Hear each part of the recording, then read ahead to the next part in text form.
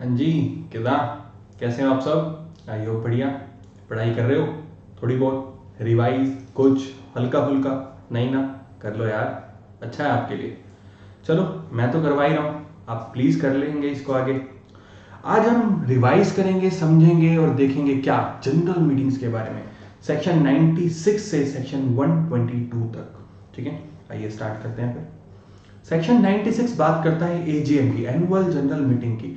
कह रहा है एवरी कंपनी, फर्स्ट पॉइंट देखेंगे, कह रहा है हर कंपनी को, एवरी कंपनी चाहे वो पब्लिक हो या प्राइवेट हो, एक्सेप्ट ओपीसी, ओपीसी को हटा देते हैं, तो उसको अपनी एजीएम होल्ड करनी पड़ेगी with in maximum gap of 15 month. Sir कैसे? मतलब दो एजीएम, दो सब्सिक्वेंट एजीएम का मैक्सिमम गैप हो सकता है 15 मंथ्स के। वही बात समझ में? ठीक है, चलिएगा। सेकंड पॉइंट क्या कहता है?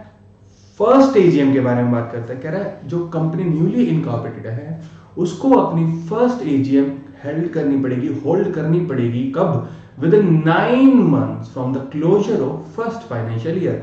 लेट्स से कोई भी कंपनी इनकॉर्पोरेट हुई अक्टूबर 2019 में, फर्स्ट फाइनेंशियल ईयर क्लोजर कब होगा? 31 मार्च को। उसके 9 मंथ यानी 31 दिसंबर तक अपनी फर्स्ट एजीएम को होल्ड करना पड़ेगा।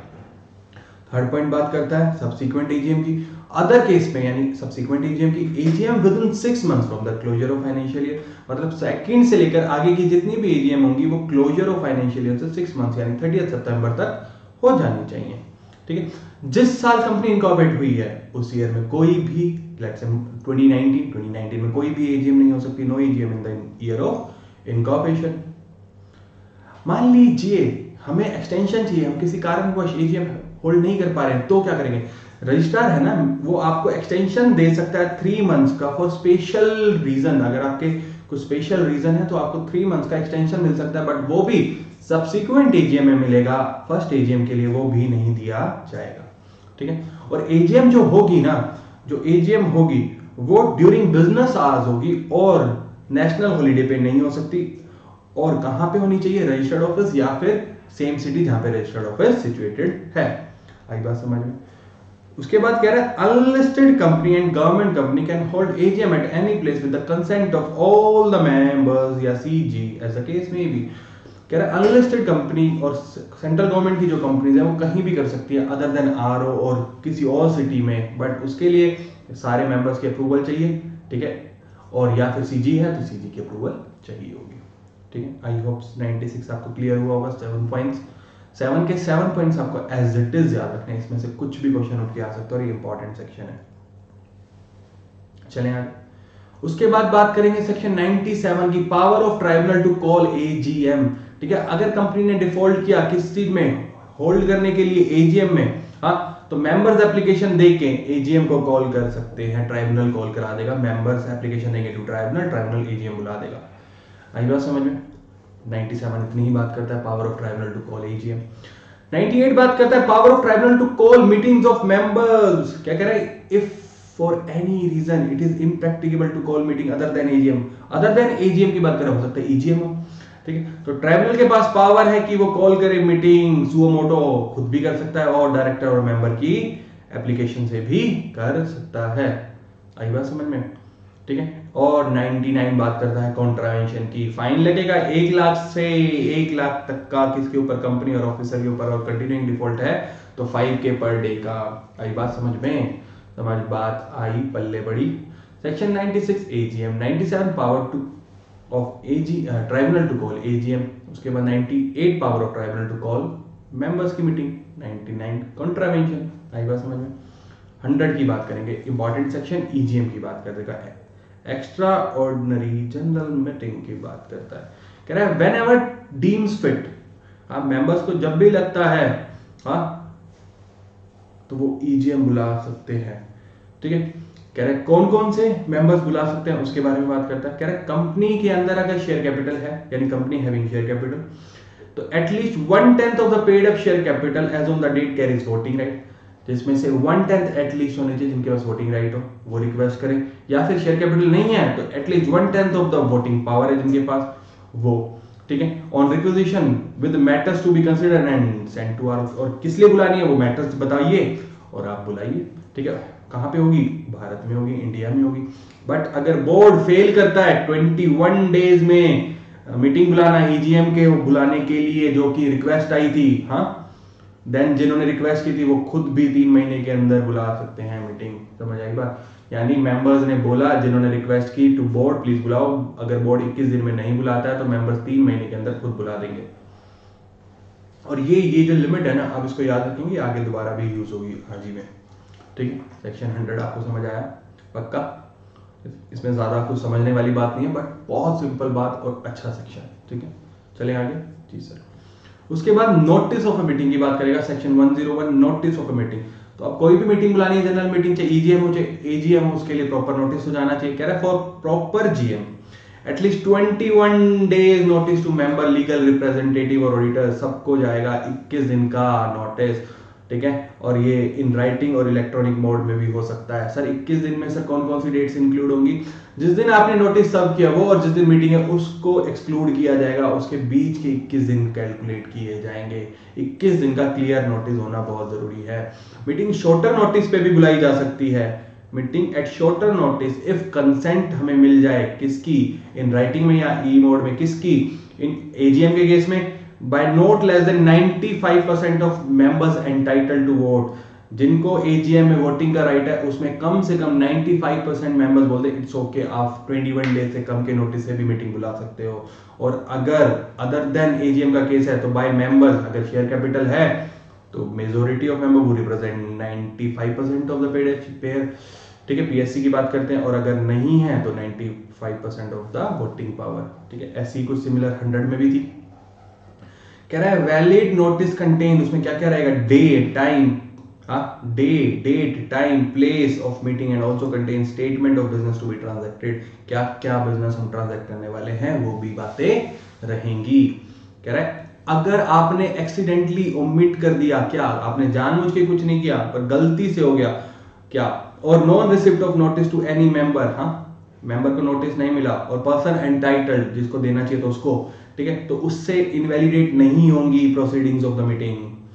बट अगर आपने डेलिबरेटली किया, omission must not be deliberate, अगर आपने डेलिबरेट किया तो दिक्कत हो सकती है, बट अगर डेलिबरेटली नहीं है तो कोई दिक्कत नहीं है। Omission must not be deliberate and even having believe that it was not reach him is deliberate. अगर ये भी अगर प्रूव हो सका ना कि जान करके पहुंचने नहीं दिया गया तो भी गलत बात है। तो आप डेलिबरेटली कुछ भी नहीं करेंगे, सर्व भी नहीं करेंगे, ऐसा नहीं कि मैंने एक्स पर्सन को सर्व ही नहीं करा डेलिबरेटली, या फिर हमने सर्व करा दिया बट आगे जाके हमने रुकवा दिया जी एक्स पर्सन को जाना ही नहीं चाहिए, ऐसा कुछ नहीं होना चाहिए। प्लस ओनस का मतलब है कि बर्डन ऑफ प्रूफ आपके ऊपर है कि आपको प्रूव करना है कि आपने डेलिबरेटली नहीं किया, यानी कंपनी की बात कर रहा है। ठीक है, सामने वाला पर्सन नहीं करेगा कि इसने जान करके किया है नहीं किया, आपको प्रूव करना है जी हमने जान करके नहीं किया, सामने वाले को लग रहा है वो उसकी गलतफहमी है। ठीक है, चले आगे। 102 बात करता है explanatory statement to be annex to the notice. Explanatory statement आपको अटैच करनी पड़ेंगी नोटिस के साथ। वो कब कह रहे हैं सुनिएगा। Statement to be annex to notice in case of special business, जब आप स्पेशल बिजनेस ट्रांजैक्ट करने वाले हैं इन एजीएम या EGM, special business to be transacted at GM, statement of material facts shall be annexed with the notice. Simple सी बात कर रहा है। मटेरियल फैक्ट्स इन स्टेटमेंट क्या क्या? द नेचर ऑफ कंसर्न, ठीक है, और इंटरेस्ट, कुछ भी हो सकता है, इंटरेस्ट हो सकता है फाइनेंशियली या otherwise, in respect of each item, किस किस का? डायरेक्टर और manager if any, every other KMP और रिलेटिव्स ऑफ अबोव, इनका कुछ है तो वो भी आपको मटेरियल फैक्ट डिस्क्लोज करके चलना है। कह रहा है डिस्क्लोजर ऑफ इंटरेस्ट क्या? कह रहा है when special business to be transacted at meeting relates to और affect to any other company. ठीक है, the extent of share holding, अगर वो वाली बात है जो हम डिस्कस करने वाले वो किसी अदर कंपनी के बारे में है, और उसमें कह रहा था extent of share holding interest in other company of every promoter, director, manager और every other KMP for the first mention company. सुनिएगा सिंपल, कंपनी 1, कंपनी 2, ठीक है, हम जो भी डिस्कशन करने वाले हैं, स्पेशल बिजनेस ट्रांजैक्ट करने वाले हैं, वो इस कंपनी से रिलेटेड है, बट इस कंपनी में शेयर होल्डिंग की बात कर रहा है इन लोगों की, इसके कुछ लोग जो इसमें शेयर होल्डिंग रखते हैं, कौन कौन? वो हो सकते हैं promoter, director, manager, other KMP. ठीक है, अगर वो 2% से लेस है तो ओके, नहीं तो ज्यादा है 2% और उससे ज्यादा है तो आपको मेंशन करना पड़ेगा डिस्क्लोजर।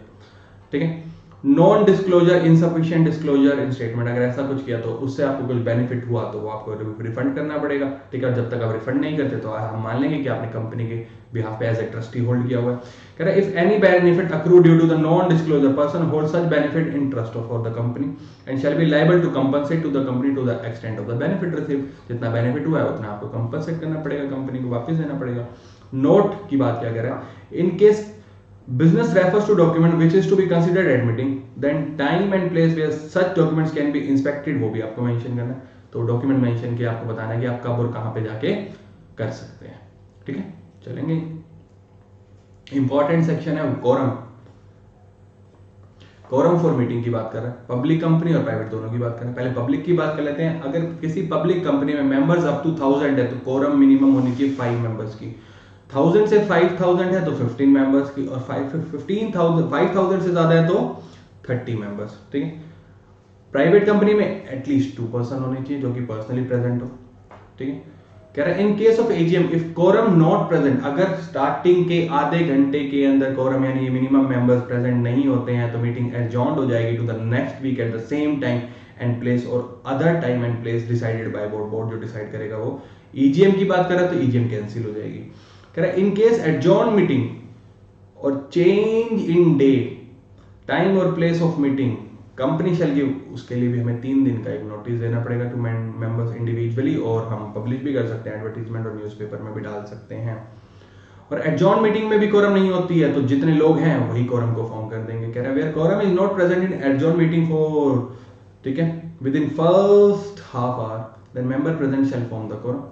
सिंपल सी बात है। उसके बाद कह रहा है एओए में प्रोवाइड द लार्जर नंबर, इससे ज्यादा नंबर्स के बारे में भी बात किया जा सकता है। एओए बोले नहीं, हमारे को प्राइवेट कंपनी में मिनिमम 3 मेंबर होंगे तो ही एजीएम होगा, ठीक है, कोरम मानी जाएगी, और पब्लिक कंपनी के लिए इनसे ज्यादा बोला जा सकता है। आई बात समझ में? सिंपल। चले आगे, चलिएगा। सेक्शन 104 चेयरमैन ऑफ मीटिंग की बात करता है। Chairman, unless AOA otherwise provide, member personally present shall elect among themselves chairman by show of hands, ठीक है। हाथ दिखा के हम अपने में से ही एक बंदे को चेयरमैन बना देंगे, ठीक है, but by show of hands ना करके। अगर कह रहा है इफ पोल डिमांडेड, पोल्स की बात की हुई है, एक प्रॉपर इलेक्शन किया जाता है, ठीक है। Chairman elected by show of hands, जो हमने शो ऑफ हैंड से इलेक्ट किया, shall continue to be the chairman until other elected as chairman as a result of poll. Poll किया हमने, पहले चेयरमैन डिसाइड कर लिया बाय शो ऑफ हैंड्स, ठीक है। उसके बाद बात की नहीं यार चलो बाय पोल हम उसको करते हैं, वोटिंग लेते हैं प्रॉपर, जिससे इंडिविजुअल वोटिंग्स ली जाएंगी, ठीक है। जो इलेक्ट हुआ वो चेयरमैन बनेगा, पर उससे बनने से पहले जो बाय शो ऑफ हैंड्स हुआ था वो चेयरमैन कंटिन्यू करेगा। कह रहा है चेयरमैन क्या करता है, chairman manages meeting and ensures required decorum. Decorum maintain करने के लिए मतलब कि भाई सब अपने दायरे में रहें, ठीक है, कोई गलत बात ना करे मीटिंग के अंदर, ठीक है, till the conclusion of meeting, वो सब चीजें मैनेज करके चलता है। पोस्ट मीटिंग के बाद भी उसके कुछ राइट वो चीजें होती हैं, ड्यूटीज होती हैं, वो एग्जीक्यूट करेगा मिनट्स एंड अथॉरिटी है उसके पास to decide all the question जो कि अराइज हुए इन मीटिंग एंड जिस पे रिक्वायर है डिसीजन, ठीक है, वो सब चीजें वो ही देखेगा। चेयरमैन के पास एक कास्टिंग वोट होता है, मान लीजिए फेवर और अगेंस्ट में इक्वल वोट है तो चेयरमैन के पास एक कास्टिंग वोट होता है जो डिसाइडिंग वोट बोलते हैं, जिसे वो अपना वोट कास्ट करेगा, जिसके साइड में फेवर के करेंगे तो वो पास वैसा हो जाएगा, अगर अपोजिट किया तो वैसा मान लिया जाएगा। तो कास्टिंग वोट मतलब एक सुपीरियर पावर ऑफ एक एक्स्ट्रा वोट की बात करता है।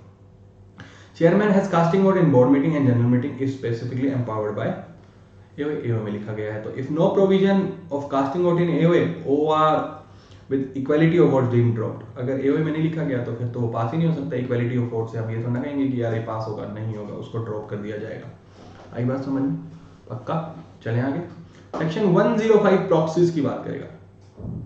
सेक्शन 105 प्रॉक्सी की बात करें। प्रॉक्सी तो कॉलेजेस वगैरह में दुनिया ने लगाई होंगी, आपने स्कूलों में भी लगाई होंगी। कह रहा person entitled to attend and vote, meeting attend करने के लिए और वोटिंग के लिए, तो वो एंटाइटल्ड है टू अपॉइंट किसको, प्रॉक्सी को, ठीक है, ठीक है। Proxy no right to speak and vote except poll, poll के अलावा उसके पास कोई राइट नहीं होता बोलने का और वोट डालने का, ठीक है। प्रॉक्सी एक्ट कर सकता है एक बार में 50 मेंबर्स के लिए, या फिर holding in aggregate not more than 10% of the paid up share capital, ठीक है। मेंबर, अगर कोई एक मेंबर है जिसके पास 10% से ज्यादा पेड अप शेयर कैपिटल है, वो एक person as a proxy appoint कर सकता है, बट वो वाला प्रॉक्सी फिर किसी और मेंबर के लिए एक्ट ना करे। ठीक है, समझ आई बात? कह रहे every notice shall also state that, notice में मेंशन किया जाएगा कि मेंबर जो एंटाइटल्ड है अटेंड करने के लिए, वोट करने के लिए, वो प्रॉक्सी भी अपॉइंट कर सकता है, और कंपनी चाहे तो उसको इंस्पेक्ट कर सकती है प्रॉक्सी को। इतनी सी बात कह रहा है। 106 क्या कहता है? Restrictions on voting right. ठीक है, रेस्ट्रिक्ट कर रहे हैं वोटिंग राइट्स का। कह रहा है एओए कह सकता है रजिस्टर्ड मेंबर को नो टू कास्ट वोट और एक्सरसाइज वोटिंग राइट। कब? इफ उससे कुछ पैसा ड्यू है, if any amount due from him और राइट ऑफ लियान एक्सरसाइज, उसके शेयर्स पे लियान का राइट एक्सरसाइज कर दिया है, उसने कुछ ऐसा डिफॉल्ट कर दिया है तो। ठीक है, और वो इवन 100 में, जो सेक्शन 100 में हमने रिक्विजिशन की बात की थी ईजीएम में, तो वो भी उसका राइट भी चला जाएगा। ठीक है, कह रहा है registered member entitled to more than 1 vote, उसको एक से ज्यादा वोटिंग राइट का है, तो जरूरी नहीं है कि वो सारा वोट एक तरीके से कास्ट करे, जैसा वो चाहे वैसा कर सकता है। Need not use all his votes और cast in same way all votes ही यूजेस, सिंपल सी बात है। ठीक है, तो बेसिकली बात की थी हमने रेस्ट्रिक्शंस की। ए चाहे तो किसी को भी रेस्ट्रिक्ट कर सकता है अगर उससे कुछ पैसा ड्यू है या उसके शेयर्स पे लियान एक्सरसाइज हो गया है तो। आई बात समझ में? Section 107 voting by show of hands, हमने अभी बात की चेयरमैन की। वोटिंग फर्स्ट इंस्टांस जो होता है ना, जो पहली बार अगर करनी है, किसी ने कुछ नहीं कहा तो by show of hands normal general बात है ये कि बाय शो ऑफ हैंड्स ही होगी, अनलेस डिमांडेड बाय पोल और ईमो। ठीक है, declaration by chairman in minute book shall be conclusive evidence of passing resolution, जो डिक्लेयर कर देगा वो मान लेंगे ये कंक्लूसिव एविडेंस है, बाय शो ऑफ हैंड्स हुई थी। 108 वोटिंग बाय इलेक्ट्रॉनिक मींस। ठीक है, ऐसा भी हो सकता है, हाँ जी हो सकता है। किस किस के लिए? कह रहा है पब्लिक कंपनी और कंपनी हैविंग 1000 और मोर मेंबर, जिस कंपनी के अंदर 1000 और उससे ज्यादा मेंबर है तो वो फैसिलिटी प्रोवाइड कर सकती है। फैसिलिटी किसकी? ई वोटिंग की। हाँ, तो किस किस को? मेंबर्स को, ऑडिटर को, डायरेक्टर को, प्लस वो वेबसाइट पे भी डाल देगी नोटिस को। ठीक है, उसमें क्या होगा कि हम आपको प्रोवाइड कर रहे हैं फैसिलिटी ऑफ ई वोटिंग। ठीक है, उसका प्रोसेस बताया जाएगा, टाइम शेड्यूल बताया जाएगा, डिटेल ऑफ लॉगिन आईडी और पासवर्ड बताया जाएगा। प्लस कह रहा है कि वोटिंग ये एटलीस्ट 3 डेज के लिए होनी चाहिए और ये मीटिंग से लास्ट प्रीवियस डे पे 5 बजे तक बंद चलेगी। ठीक है, voting for at least 3 days till 5 PM on the preceding day of the meeting. आई बात समझ में? पक्की बात है, सिंपल पर इंपॉर्टेंट सेक्शन तीनों। ठीक, चलें आगे। पक्का? चलिए, उसके बाद कह रहा है अब ई वोटिंग तो हो गई, अब इसको वोट को कैसे काउंट करेंगे? कह रहा है बोर्ड अपॉइंट करेगा एक स्क्रूटिनाइजर, जो एक सीए हो सकता है, सीएस हो सकता है, सीडब्ल्यू हो सकता है, और एक एडवोकेट इन प्रैक्टिस हो सकता है, to count votes of meeting. कह रहा है फर्स्ट काउंट होंगे जो मीटिंग के अंदर वोट कास्ट किए गए हैं, देन अनब्लॉक किया जाएगा ई वोट्स को in the presence of 2 witness, जो कि एम्प्लॉयमेंट पे नहीं होने चाहिए विटनेस, कंपनी के अदर अनबायस्ड पर्सन होने चाहिए, अदर उनके। जो स्क्रूटनाइजर है वो एक कंसोलिडेट रिपोर्ट बनाएगा टोटल वोट की फेवर और अगेंस्ट में, जो कि 3 दिन मैक्सिमम टाइम दिया जाएगा वो मीटिंग से। ठीक है, चेयरमैन और person authorised shall countersign the same, तो देख लिया जाएगा। आई बात समझ में? सिंपल, पक्का। तो 108 तक डन। अब बात करते हैं 109 डिमांड ऑफ पोल। पोल के लिए कौन कौन डिमांड कर सकता है? या तो चेयरमैन कर सकता है या मेंबर कर सकता है। तो चेयरमैन ऑन इट्स ओन, या मेंबर अगर शेयर कैपिटल है कंपनी में तो 1/10 ऑफ द वोटिंग पावर, और paid up share capital of 5 lakh और मोर। ठीक है, और नहीं है तो 1/10। ठीक है, ये मेंबर्स बोलेंगे तो डिमांड मान ली जाएगी। ठीक है, डिमांड ऑफ पोल में बी विड्रॉन, कब विड्रॉ भी कर सकते हैं? At any time but before the declaration of the result of poll. ठीक है, और कौन वापस विड्रॉ कर सकता है? जिन्होंने रिक्वेस्ट की थी। ठीक है, और time of taking poll adjournment और इलेक्शन ऑफ चेयरमैन। अभी इलेक्शन ऑफ चेयरमैन आप देख के आए हैं। ठीक है, कह रहे हैं poll shall be taken at such time as directed by the chairman but within 48 hours of the demand of poll. ठीक है, chairman of meeting shall appoint such number of scrutiniser to scrutinise poll and votes. एक और एक से ज्यादा, simple normal. चल रहे हैं आगे। 110 voting by postal ballot. Roadies देखते हो आप? रोडीज, ठीक है, बैटल ग्राउंड वोटिंग होती है, कार्ड पे, क्यू कार्ड पे इस पे वोट डालते हैं, वैसा ही है पोस्टल बैलेट। कह रहे हैं सेंट्रल गवर्नमेंट चाहे तो कुछ बिजनेस के लिए वो ऐसे वोट्स करा सकती है। Declare item of business to be transacted by postal ballot. Items to be transacted by postal ballot may be transacted at GM can provide facility of e voting, जो 108 में थी। और वो कौन कौन से बिजनेस हैं आइए देख सकते हैं जो पोस्टल बैलेट्स हो सकते हैं। ऑल्ट्रेशन करना है आपको एमओए में, ठीक है। आपको प्लेस चेंज करना है आरओ का आउटसाइड द लोकल लिमिट्स, ठीक है। Change in object with the company who has raise, देखो आपने कंपनी ने पैसा लिया था एक्स काम करने के लिए, बट आप कह रही है नहीं मुझे वाई काम करना है, तो ऑब्जेक्ट चेंज करना है आपको। Issue of share with differential voting rights, ठीक है। Buy back, election of small share holder director, ठीक है। सेल करनी है आपको कंपनी की सब्सटैंशियली द होल और या कंप्लीट अंडरटेकिंग को, ठीक है। लोन देना है, ठीक है। गारंटी देनी है लिमिट से ज्यादा की, समझ आ रही है बात, नॉर्मल बात। कह रहा है OPC and other company having members up to 200, उनको पोस्टल बैलेट से कोई बिजनेस ट्रांजैक्ट करने की कोई जरूरत नहीं है। आई बात समझ में, पक्का। चले फिर आगे। 111 सर्कुलेशन ऑफ मेंबर्स रेजोल्यूशन। अब यार आपको पता है ना, मेंबर्स चाहे तो वो खुद भी कोई रेजोल्यूशन पास कराने के लिए रिक्वेस्ट कर सकते हैं। तो कौन कौन एलिजिबल है, वही सेक्शन 100 वाली मैंने बोला था ना कि बार एक दो जगह और आएगी वो लिमिट, ठीक है। मेंबर में सबमिट टू कंपनी, ठीक है, notice containing statement about proposed agenda at least 2 weeks before GM. अब किसी मेंबर इन लोगों ने बोला यार कि हमें कुछ काम करवाना है स्पेशल, ठीक है, तो उसके लिए 2 वीक्स का नोटिस देंगे ये, ठीक है। उसमें स्टेटमेंट जाएगी कि भाई ये एजेंडा है, ये है ईजीएम के लिए। ईजीएम के केस में स्टेटमेंट जाएगी, स्टेटमेंट फॉर एजेंडा, ठीक है। और जनरल मीटिंग में कराना है तो हमें 6 वीक का नोटिस देना है, ठीक है, जिसमें रेजोल्यूशन जाएगा, नोटिस कंटेनिंग रेजोल्यूशन की हमें ये काम कराना है, ठीक है। तो ये ईजीएम के लिए होगा। ईजीएम के लिए स्टेटमेंट, उसके लिए रेजोल्यूशन, ठीक है। कंपनी शैल सर्कुलेट नोटिस और serve by member provided reasonable cost of dispatch has been deposit to company.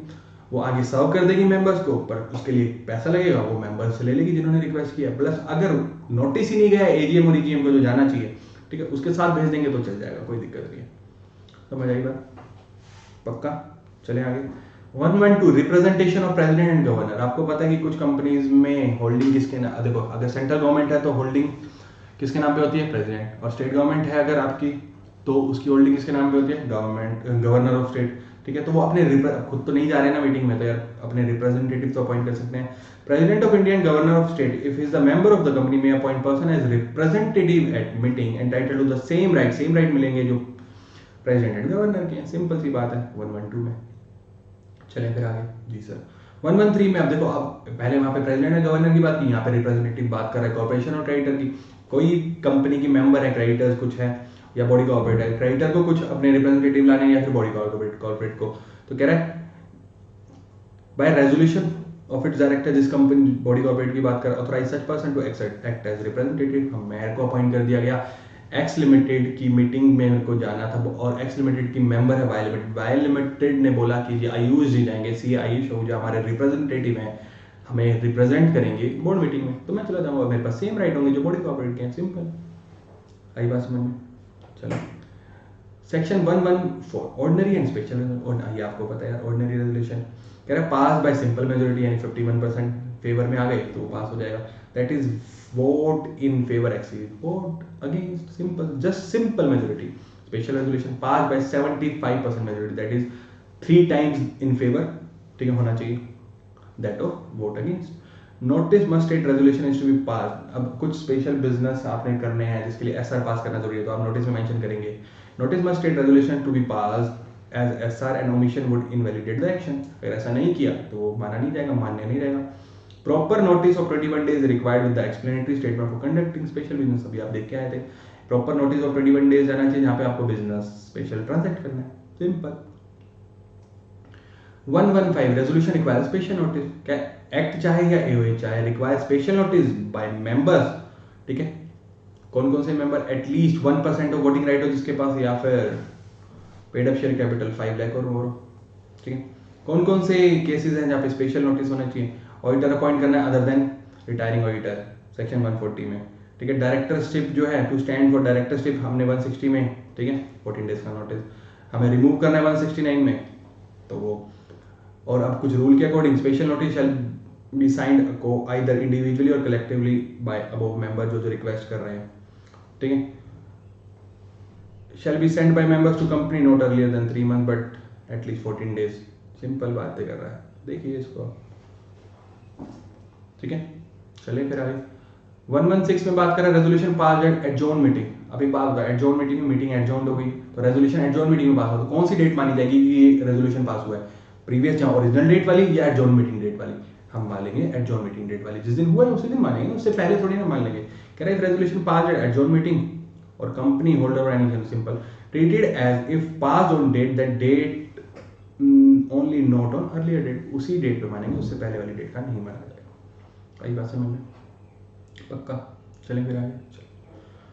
Important section, resolution and agreements to be filed with the registrar. Every agreement and resolution with explanatory statement to be filed with ROC in 30 days in form MGT 14. ठीक है? Every agreement and resolution which has effect on AOA shall be embodied and जो इसका effect AOA पे है वो तो साथ attach होंगे। अब कौन कौन से एग्रीमेंट और रेजोल्यूशन है जो कि फाइल करने चाहिए? पहली बात SR, दूसरा UR, यूपी नहीं UR है, उत्तर प्रदेश नहीं है, योगी जी वाला। UR मतलब यूनानिमस रेजोल्यूशन। रेजोल्यूशन और agreement for appointment, reappointment, renew, variation of terms of appointment of MD, ये जाएगा रजिस्टर के बाद। Applies in case of BR, अगर वो बोर्ड मीटिंग में पास हो रहा है और बीआर से, ठीक है, जीएम के लिए नहीं है, जीएम का नहीं जाएगा, बीआर का जाएगा, ठीक है, और ये एप्लीकेबल नहीं है डब्ल्यूटीडी और मैनेजर पे, ठीक है। Resolution of class of share holder, कुछ माइनॉरिटी शेयर होल्डर्स का कुछ रेजोल्यूशन, वो भी जाएगा। Resolution pass by member in GM authorising board to exercise power under section 180, ठीक है, 180 में पावर वाली बोर्ड की बात करते हैं, दैट इज टू सेल और dispose of any undertaking and borrow more than the limit, ठीक है। तो उस केस में पीएफसी प्लस एफआर मतलब paid up share capital plus free reserve से ज्यादा का हम कुछ बोरो कर रहे हैं, सेल कर रहे हैं, डिस्पोज कर रहे हैं, ठीक है, वो सारी चीजें, ठीक है। वाउंड अप का रेजोल्यूशन रजिस्ट्रार को देंगे। रेजोल्यूशन पास अंडर सेक्शन 179 में power of board, board shall exercise power, ठीक है, ये सारी बातें उसमें लिखी थी, ठीक है। तो ये रजिस्टर हो जाएगा। अगर आपने कॉन्ट्रावेंशन किया तो आपके ऊपर पेनल्टी लग जाएगी, कंपनी के ऊपर 5 लाख से 25 लाख तक की, ऑफिसर के ऊपर 1 लाख से 5 लाख तक की। आई बात समझ में? सेक्शन 118 इंपॉर्टेंट, मिनट्स की बात कर रहा है। एवरी कंपनी शैल प्रिपेयर, हर कंपनी को प्रिपेयर करने, साइन करने और कीप मिनट्स, कब?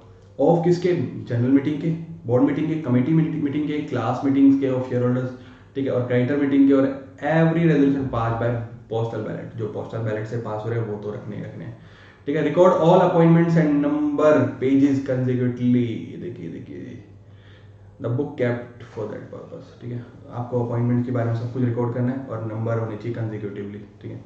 With in 30 days of the meeting और रेजोल्यूशन, ठीक है, हमें कब बनाने हैं? विद इन 30 डेज के अंदर। प्रिजर्व करने हैं परमानेंटली, कहाँ पे? आरओ पे, और कस्टडी किसकी रहेगी? सीएस की, कंपनी सेक्रेटरी की, यानी, ठीक है।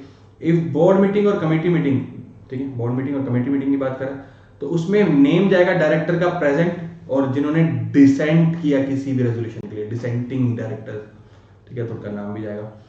कुछ ही बातें इंपॉर्टेंट कह रहे हैं। डिस्क्रिशन ऑफ चेयरमैन, अगर चेयरमैन को कुछ लगता है क्या कि भाई इफ एनी इंफॉर्मेशन जो कि डिफेमेटरी है, गलत है, इमेटीरियल है, ठीक है, डेट्रीमेंटल है, यानी कंपनी के इंटरेस्ट के अगेंस्ट है, तो वो उस चीज को एक्सक्लूड कर सकता है मिनट से, ठीक है। मिनट्स कैसे होने चाहिए? करेक्ट एंड फेयर होने चाहिए, must be in distinct book for each type of meeting. ICSI कहता है कि हर मीटिंग के मिनट्स की बुक आप अलग बनाएंगे, ठीक है। पोस्टल बैलेट के रिस्पेक्ट में कह रहा है ब्रीफ रिपोर्ट जाएगी, रेजोल्यूशन प्रपोज, क्या क्या रेजोल्यूशन प्रपोज किए गए थे, उसका रिजल्ट, और समरी ऑफ स्क्रूटनाइजर रिपोर्ट और डेट, ठीक है। साइनिंग ऑफ मिनट, बीएम के केस में चेयरमैन ऑफ सेम मीटिंग या अगली मीटिंग का, जीएम के केस में चेयरमैन ऑफ मीटिंग और director authorised by BOD in case of death और इंसॉल्वेंसी, ठीक है। Resolution by postal ballot same as of GM. Penalty लगेगी अगर कुछ कॉन्ट्रावेंशन किया तो कंपनी के ऊपर 25,000, ऑफिसर के ऊपर 5,000, और टेम्परिंग, मिनट को टेम्पर करने का मतलब कुछ हार्म करने की तो 25,000 से 1 लाख, और जेल भी हो सकती है 2 साल तक की। आई बात समझ में? कब? चलें फिर आगे। 119 इंस्पेक्शन, मिनट्स बनाया तो उसको इंस्पेक्ट भी करा सकते हैं। कह रहे हैं इंस्पेक्शन एंड कॉपीज अलाउड, ऐसे इंस्पेक्ट करते हैं। अलाउड टू एनी मेंबर, सिर्फ मेंबर्स के लिए, डायरेक्टर्स या क्रेडिटर्स और अदर पर्सन के लिए नहीं है। कब कब सिर्फ कब होगी? अलाउ भी कब है मेंबर्स को? बिजनेस आवर्स में। फीस कुछ नहीं है, 7 डेज के अंदर। कॉपी चाहिए आपको तो उसके लिए आपको कुछ पैसे देने पड़ेंगे, अगर कुछ लोअर रेट एओए में बोला गया तो वो, नहीं तो 10 रुपए पर पेज, ठीक है। सॉफ्ट कॉपी फ्री रहेगी। पेनल्टी कंपनी के ऊपर लगेगी, उसने रिफ्यूज कर दिया तो 118 वाली, ठीक है, पीछे जो भी हमने पढ़ी, 25,000 कंपनी के ऊपर, ऑफिसर के ऊपर 5,000, ठीक है, वो वाली। अब 120 की बात करता है, maintenance and inspection of documents in E form. हम चाहें तो डॉक्यूमेंट्स को मेंटेन कर सकते हैं ई फॉर्म में। कह रहा है किस किस को करना जरूरी है? लिस्टेड कंपनी, उसको तो है ही, एंड कंपनी जिसके 1000 से ज्यादा मेंबर में maintain every document, record, register minutes in E mode, ठीक है। मैनर, रीडेबल होना चाहिए, रिट्रीवेबल होना चाहिए, रिप्रोडक्टेबल होना चाहिए इन प्रिंटेड फॉर्म, उस पर डेट होनी चाहिए, डिजिटली साइंड होना चाहिए, updated once can't be altered, alteration नहीं हो सकती उस पर। कौन कौन से पर्सन रिस्पॉन्सिबल है? MD, CS person authorise by board, 3 MD company secretary और को बोर्ड ने किसी पर्सन को ऑथराइज किया है। अब उसकी ड्यूटी क्या रहेगी? वो प्रोटेक्शन दे उसको टेम्परिंग से, ऑल्टरेशन से, अनऑथराइज एक्सेस से, ठीक है, इंश्योर करें कि डाटा लॉस ना किया जाए। जो कंप्यूटर सिस्टम है, सॉफ्टवेयर है, हार्डवेयर है, एडिक्वेटली सिक्योर होना चाहिए, ये सारी बातें। और जो डाटा है, जो कंटेंट है, वो नॉन इरेजेबल, नॉन रिराइटेबल होना चाहिए, सिंपल।